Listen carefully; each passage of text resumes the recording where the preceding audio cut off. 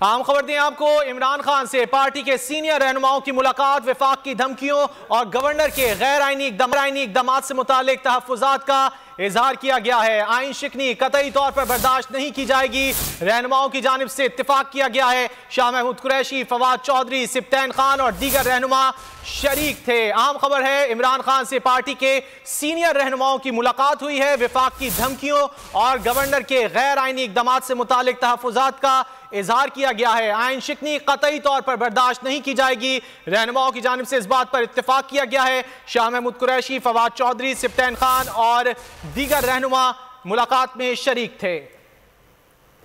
तफसीलात जान लेते हैं बोली नुमाइंदे उसामा दुर्रानी से। उसामा, क्या तफसीलात हैं?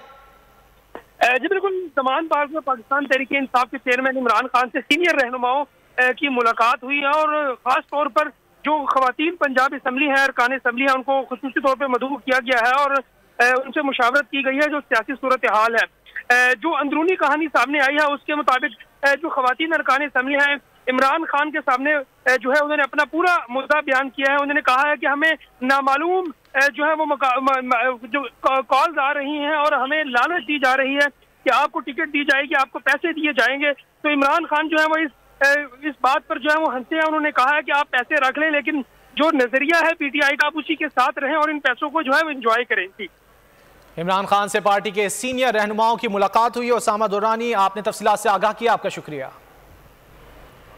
तो नाज़रीन, सियासी